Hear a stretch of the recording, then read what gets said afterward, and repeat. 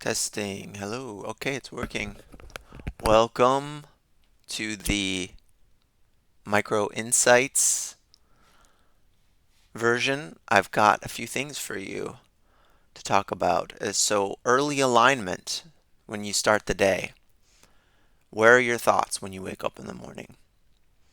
Sometimes you're going to experience a coherence between the times of the thought spaces that you're thinking, your subconscious visualizations, and then what you want to do with the day. So, what is it that you want to do with the day? The enthusiasm principle dictates that you'll be most successful if you do the thing that you most enjoy. You'll be most successful if you do the thing that you most enjoy. One of the things that changed my life was the idea that successful people I don't like the word compulse. Let me try and I don't. They compulsively. I'm gonna go with that for now because I'll give you the other one later. Compulsively do what they enjoy, and that's why they're successful because they're compulsively doing what they enjoy. This next one's a quote from Thomas Sowell on the dangers of academics. Having a high IQ and having low information is a dangerous combination. That is Thomas Sowell. Modern education focuses on aptitude instead of attitude. But we need attitude just as much as we need aptitude. We need AQ, attitude quotient, not just IQ, intelligence quotient. The Flynn effect has showed that if you look at the raw data, the intelligence has been going up. Um, Gosh, this camera is really frustrating me now. I had it in a good spot and now I don't, so I guess I could remount it to where I had it before. Okay, good enough. You're either building the frame. This is from Chase Hughes, and I can recommend any of his books. The seven something X-ray, um, human X-ray. Oh gosh, I don't remember the name of it. The best one is NCI, neurocognitive intelligence. Wow, I'm woefully unprepared for this. How much better will the other videos be? If you're making it through this, I'm proud of you. You're either building the frame, back to what I was saying, or you're stepping into someone else's frame. He says there's no room for gray area. You're building the frame, or you're just stepping into someone else's frame. And the frame is what dictates a lot of our perceptions of reality. The superior frame will win also. The better and more coherent a frame is, the more it makes sense, the more it is coherent. I guess I'm still waking up, so.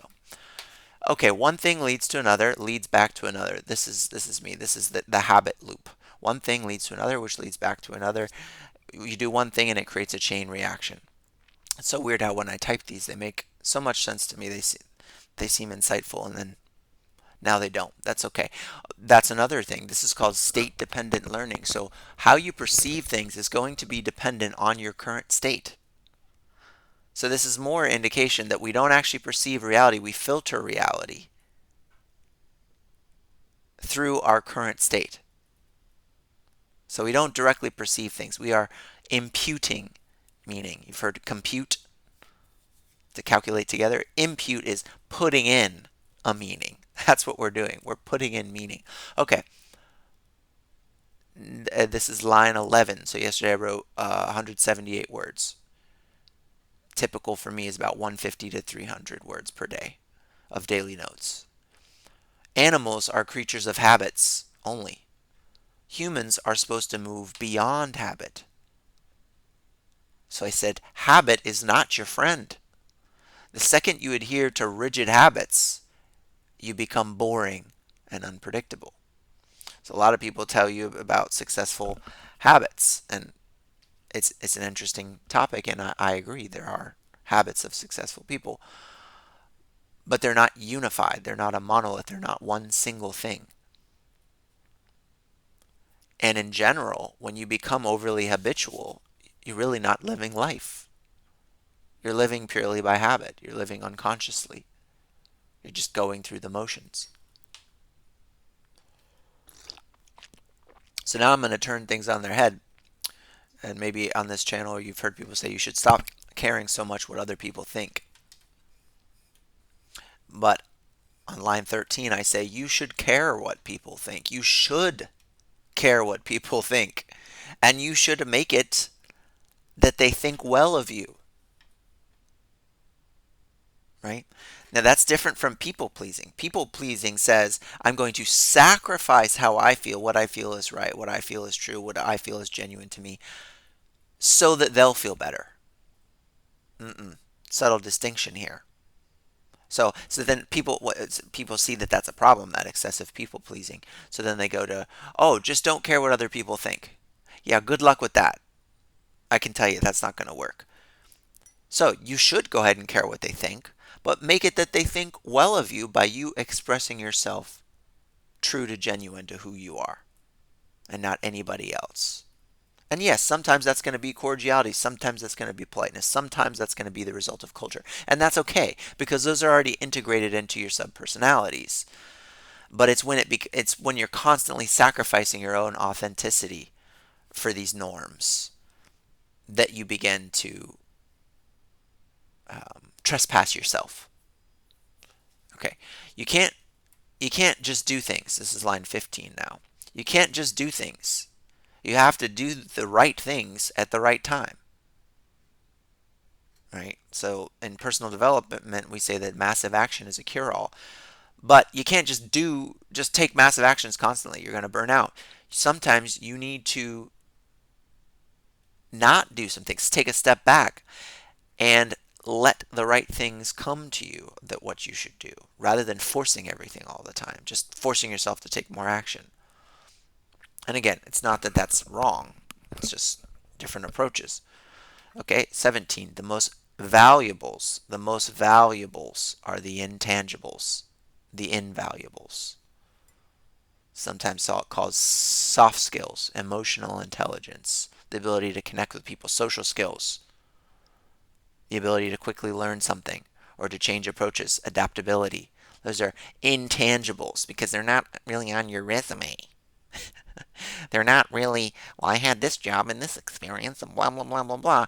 It's an intangible quality about you. Those are the things that are actually really invaluable. These certain skills. These certain skills that cannot exactly be quantified, but they are definitely noticeable.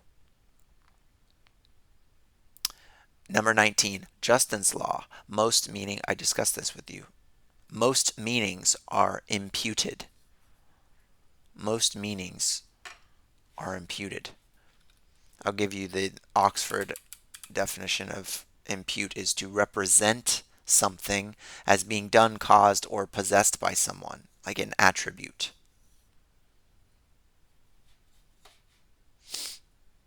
In theology, it can also be to describe a virtue or of a similar quality in others. So, for example, Christ's righteousness has been imputed to us from the Latin imputare, which means enter into the account of. You're entering all these things. That putare is reckon. Putare, in is towards. To reckon in. To